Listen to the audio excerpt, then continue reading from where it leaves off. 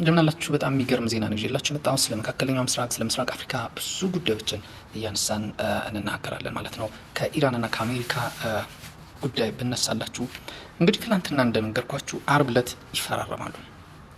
ይሄ ፊርማ ድርድር እንጀምር፣ ለ60 ቀን ያህል አንቺ ማተኩሺ ብሎኬጅሽን አንሺ እኔም እንዲያደርጋለሁ የሚል የሉዓላዊነት በሉዓላዊነት ላይ የተመሰረተ እንከባበር የሚል ፊርማ ነው። ሌላ ነገር አይደለም። የኔንም ወዳጆች አትንቂ፣ ያንቺንም ወዳጆች አልነካም ነው። የአሜሪካ ወዳጆች ገልፎች ናቸው፣ እነሱ ላልተኩስም ነው። የኢራን ወዳጆች ደግሞ እነ ሂዝቦላ ናቸው፣ እነሱ ማይነኩ ነው። እስራኤልም አትነካም፣ ኢራንም እነዛ ላይ አትተኩስም ማለት ነው። ምናልባት ግን እስራኤል እነ ሊባኖስ ሂዝቦላ ላይ የምትተኩስ ከሆነ ኢራንም እነ ባህሬን ኩዌት ላይ ልትተኩስ ትችላለች ማለት ነው። አቁሚ አቆማለሁ ነው ጨዋታው የሚሆነው። ሌላ በተረፈ ግን በጣም ማወቅ ያለብን ትላንትና እንደነገርኳችሁ አሜሪካ ቢያንስ 300 ቢሊዮን ዶላር መክፈል አለባት ካሳ። አልከፍልም ካለች የሆርሙዝ ሰርጥ ለኢራን መስጠት አለባት። በቃ ሉዓላዊ ግዛቴን አብላ ወይ ደግሞ እዛ አካባቢ ጥበቃ ማድርገው እኔ ነኝ በሚል በአንድ መርከብ የመርከቦቹ አይነቶች ይለያያሉ፣ ኮሜርሻል ሌላ በሚል ማለት ነው። 2 ሚሊዮን ዶላር መቀበል አለባት። ከሁለት አንዱ ትመርጣለች ማለት ነው። በዚህ የመርከቦች ሲያልፉ ማስከፈሉን ታርጌቱ እነ ዩናይትድ አረብ ኤሚሬትስ እነ ሳኡዲ ለአሜሪካ ተባባሪ ሆነው ያስደበደቧትን ነው። አውሮፓውያን ብቻ አይደሉም ማለት ነው። አሜሪካ የታክስ ከፋዮችን ገንዘብ አልሰጥም ስትል ነው የምንሰማት። ትሰጣለች። 300 ቢሊዮን ዶላር ማለት ቀላል አይደለም። ትሰጣለች ወይ አይደለም። ሌላ ትራምፕ እኮ ይህንን ጦርነት የጀመረው ኦባማን በማናናቅ ኦባማ 1.6 ቢሊዮን ዶላር ነው የሰጠው። ትራምፕ ግን ገና ከመጀመሪያ ይህንን ነገር ብሎ 12 ቢሊዮን ዶላር ሰጥቷል። የትና የት ማለት ነው። ከዛ ገና 12 ቢሊዮን ዶላር ሊሰጣት ነው። ከዛ 300 ቢሊዮን ዶላር። ይሄ ከባድ ነው እና ለማንኛውም ይሄ ነገር እንዴት እንደሚሆን በማየት ነው አሁን መፍረድ። ይስማማሉ ምን የምንለው ነገር አይደለም። በጣም በጣም በጣም አደገኛ ነገር ነው። ኢራን ያደረገችው ዘ ኦንሊ ቲንግ ምንድን ነው?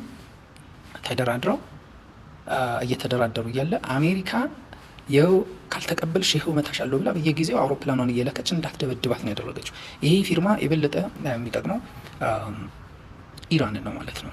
በጣም ከባድ ካልኩሌሽን ነው። ሌላ በተረፈ ግን ምን መሰላችሁ፣ ወደ ምስራቅ አፍሪካ ስመጡ እነ ኤርትራ መጨረሻቸው ምን ይሆናል? እነ ህወሓት መጨረሻቸው ምን ይሆናል? ቢስማሙ ብንል ኦልሞስት ኤርትራ መጫወቻ ካርድነቷ ያበቃል። በረጅም ጊዜ እቅድ ግን አሁንም ተፈላጊ ማለት አሜሪካ እዚህ አካባቢ የቁጥጥር እንዲኖራት ትፈልጋለች። ያ ቁጥጥር ከኢትዮጵያ ጋር ይሁን ከኤርትራ ጋር ስምምነቱ ካለቀ በኋላ ነው የምናወራው። ስምምነቱ የማይኖር ከሆነ ግን አሁንም ይሄ ቦታ መጫወቻ ካርድ ሆኖ ይቀጥላል ማለት ነው። እና ከዛ በኋላ እስራኤል መበሳጨቷ ማዘኗ አይቀርም። አሜሪካ ትንሽ እስራኤልን ለማባበል ምን ታደርጋለች ቢባል አንድ ልታደርግ የምችለው ከተስማሙና ኢራንና አሜሪካ ከተስማሙና ነገሮች በሰላም ከተጠናቀቁ አሜሪካ እስራኤልን ለማስደሰት ለሶማሌላንድ እውቅና ልትሰጥ ትችላለች። በቃ ቢያንስ በቃ ወዳጅሽ ነኝ ለማለት ለማባበል ያህል። ሌላ የኤርትራ የህወሓትም ይሄ በቃ ለአሜሪካ መንገድ ጠራጊነት ይሄን ያህል አስቸኳይና አስፈላጊ ላይሆን ይችላል። አሁን አሜሪካ ከኢራን ጋር በነበራት ጦርነት አስፈላጊ ብቻ ሳይሆን የኤርትራ ጉዳይ አስቸኳይ ነው። የሁቲን ጉዳይ መያዝ ስለምትፈልግ የህወሓት ጉዳይ አስቸኳይ ነው። የኤርትራ ጉዳይ አርጀንት ነው እና ምን ይሆናል? ከተጠናቀቀ ጨዋታው ያበቃል። አብይ ይቀነዋል ብዬ አስባለሁ። አልተጠናቀቀ አሁንም እንግዲህ የፖለቲካ ጨዋታው ይቀጥላል ብዬ ነው የማስበው። ሌላ ኢራን ላይ የምነግራችሁ እኔ የድሮ ታሪኮችን አንስቶ መናገር ደስ ይለኛል።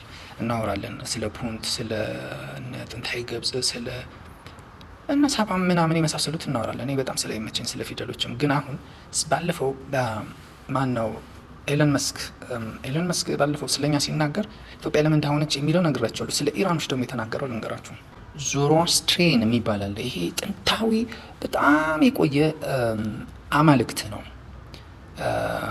ፖሊቲዝም የሚባለው ሞኖቲዝም አይደለም። ብዙ አይነት አማልክት የሚታመንበት ማለት ነው። ትሬን ውስጥ የኢራኖች አምላክ ደግሞ ምን ይባል ነበር? አውራ ማዝዳን ይባል ነበረ። ለዩትና የነሱ አምላክ የለዩት የአብርሃሚክ ምናምን የሚባሉት በሙሉ ይወጡት ከዛ ነው የሚባለው። ታሪክ ነው የሚለው ማጥናት ይጠበቅብናል። ባለፈው ማን ነው ኤሎን መስክ ምን አለ? ይሄ ሆርሙዝ የሚባለው ከዞሮአስትሪያን የተወሰደ ነው፣ የኢራኖች አውራ ማዝዳን ለማመልከት ነው ብሎ ተናገረ። እዛ ውስጥ ነገር ፍለጋ ነው ያለው። እሱ ያለው ምንድን ነው? ስትሬትስ ኦፍ ሆርሙዝ ነው ኤስ ጨምሮ ነው የተናገረው እና አምላካቸውን ለማሳየት ነው ብሎ ተናገረ።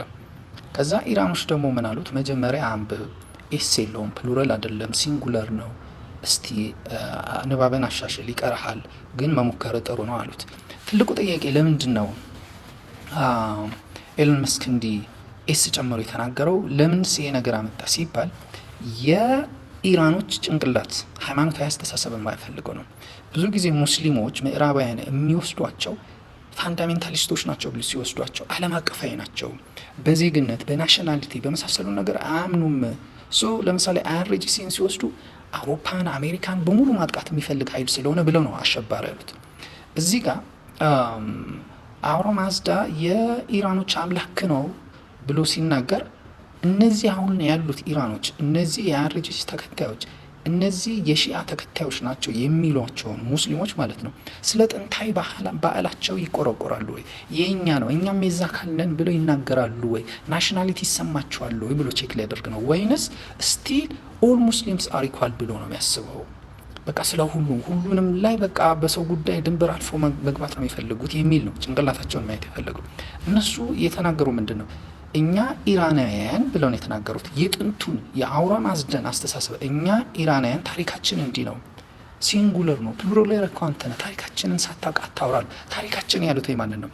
የአውራ ማዝዳን ማለት ሰው ታሪካቸው ነው። ናሽናሊቲ ይሰማቸዋል ማለት ነው። እነሱ የሆነ ፋንዳሜንታሊስቶች ናቸው። ዓለም አቀፋዊ እንትን ንቅናቄ በመፍጠር አውሮፓን ማጥቃት ምን ማለት ይፈልጋሉ የሚል አስተሳሰብ አላቸው የላቸውም ብሎ ነው። ኢራኖች ግን በራሳቸው ክልል ዙሪያ ናሽናሊቲ ያላቸው ናቸው። አሁን እሱን አይደለም የገልፍ ካንትሪ ዩናይትድ አረብ ኤምሬት በሉት ሳውዲ አረቢያ እንኳ ከዚህ በፊት ፋንዳሜንታሊስት ናት፣ ዓለም አቀፍ ሽብርን ትመራለች በየቦታ ይሉ ነው። አሁን ያለው ንጉስ ከዩናይትድ አረብ ኤምሬት ጋር ያለበትን ሁኔታ ታላችሁ። ሳውዲና ዩናይትድ አረብ ኤምሬት ብለው ናሽናሊቲ ያላቸው ምንድነው ኤሎን መስክ የኢራንን እንትን ፈትሽ